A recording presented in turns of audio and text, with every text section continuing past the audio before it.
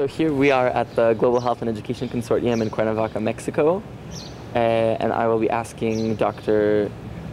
Thomas Novotny a few questions about his various work, especially related to the field of global health diplomacy. So the private healthcare, the private sector, non-governmental organizations, scientists, the media, they're all major players in global health diplomacy. Do you have any advice for students on how we can better understand the interactions between all these major players and how important these interactions are? Well, it's pretty difficult because it is complex, and it's not easily done in a classroom where you have somebody standing up in front of people who are not, familiar with all of these multiple organizations and reading off a list of them or a bunch of alphabet soup acronyms that don't mean anything. So that's not the best way, but the complexity of global health is something that increases exponentially almost every year. New donors, governments have different kind of roles to play. The private sector has enormous influence, whether it's through the pharmaceuticals or through other kind of medical technologies, and philanthropy for sure. And so it is difficult to get a good handle on this stuff, and there's many things written, but not all of them are really very illuminating. So I guess the best advice I have is to be able to do as much kind of background reading. There's lots of books published about how the World Bank works, for instance. There are historical documents about how the WHO and multinational organizations are set up. There's critiques of the donor activities, and certainly of places like USAID and CETA and DANITA and DFID and all of these other multinational donor organizations. But really the best way to learn about them is to go do it. And that is internships, exposures, and other kinds of ways, being able to work with faculty members that perhaps have had direct experience in that way. But it is difficult to do this in a sort of classroom setting. There would be nothing more interesting than being able to attend the World Health Assembly. It's not that easy to do, but it's something that in order to understand what the WHO does, that would be one beautiful way of doing it. So you have to be there. And so you don't think it should be taught in a class with a lecturer listing things, but do you think it should be a concrete, integral part of the curriculum of students? Yeah, I'm not saying that it shouldn't be part of classwork, but I think the way it should be learned is not through sort of rote memorization of organizations, because that's first of all, that's going to change from year to year, but through case studies, problem solving, problem-based learning, where let's say there's a challenge like H1N1. What was the multinational response? What was the response of the pharmaceutical industry? What did governments do to either take care of their own population or to help with others? And what were the sort of global governance structures that were implicated in that response? So those things become quite useful case studies, especially if they're with contemporaneous global health problems that are happening right now. I mean, it's useful to go back and look at things like the eradication of smallpox. That was a big deal, and it was something that was important to learn about, and still is. But it's more meaningful if you can kind of get contemporary case studies, see what's going on, and now it's much easier with the information that's available online and basically real-time kind of monitoring of epidemics.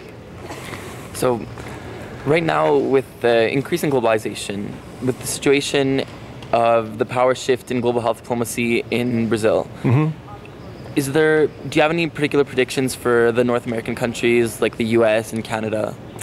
Well, Brazil is an interesting case. They first of all have a very professionalized diplomatic corps where their diplomats are lifelong trained, highly skilled negotiators. They're oftentimes called upon to, for instance, supervise or lead the negotiations on things like disarmament on a multinational level. And the Framework Convention on Tobacco Control was led by a Brazilian diplomat who's now the Minister of Foreign Affairs.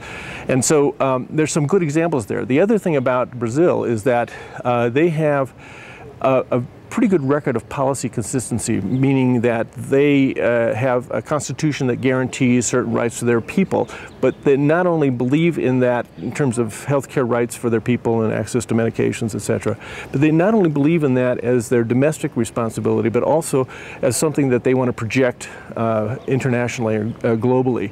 And so they've often taken a leadership position, especially when it revolves around issues important to the global south. And so they've taken a pretty strong stand in defending what they believe in for their domestic kind of health priorities that is consistent with their international priorities, international face of involvement, especially as a leader of the global south. So that's an interesting lesson. The U.S. has about 40 different agencies that do global health. Very, very disaggregated, difficult to coordinate, and chaotic in many ways. Canada is much better. Canada has had a good record of, I think, policy consistency. They have a healthcare system that makes an assertion about the rights of people to health care. The U.S. doesn't have that kind of health system, and still doesn't, even with the health insurance reform that we have. And so, there's something to learn there, and I think that's the lesson. Brazil joined with 6 other ministers of foreign affairs meeting to say that health is part of our foreign policy. So that's something I think that the U.S. is getting, and has been expressed in the Institute of Medicine and other publications that says, yeah, I mean, health is a pillar of foreign policy. We can find areas of common ground, not just with the developing world, not just as a donor, but as a necessity for peace, stability, and economic development globally, which should be a pretty visible priority for U.S. and Canadian foreign policy as well. And you also spoke about Brazil, well, every country shifting from a more international view of health to a more global view of health. And you wrote about that in your article as well. Can you explain that a little more? I think people are finally getting the concept of what global health is. It's not something one country does to another. It's not some sort of missionary medicine activity, but it's actually a collaborative effort at improving health, not just for a sovereign nation, but as a collective responsibility. And I think, especially in the healthcare profession, people get that. It's pretty clear.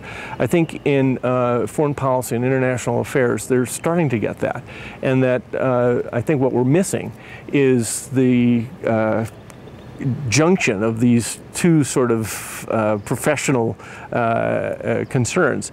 Health people don't necessarily know or understand how negotiations and foreign policy work, and foreign policy people know how negotiations work, but their point is to, usually in diplomacy, to get somebody to think along your lines or to do what you think they should be doing for your benefit.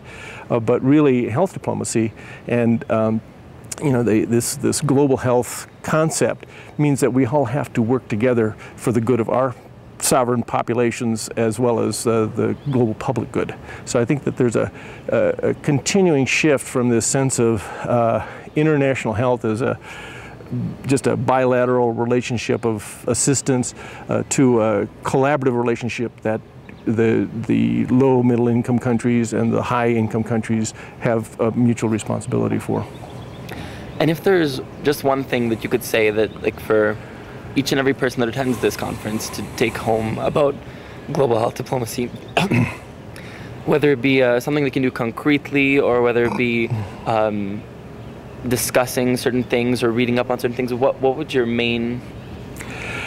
Gain experience. I think, there's a lot of ways to do that, whether it's through internships or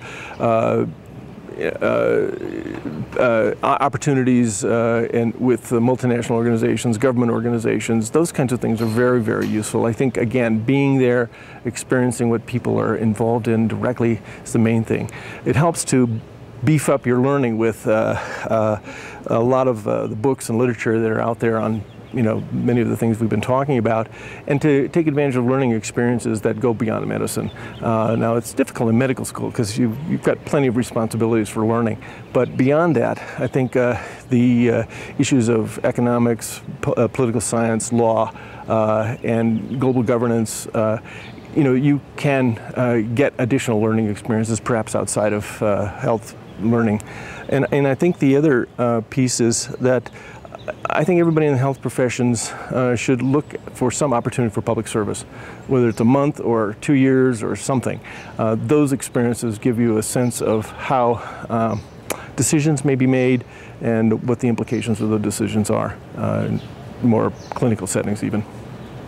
Thank you very much, Dr. Novotny. You're welcome. It's a pleasure.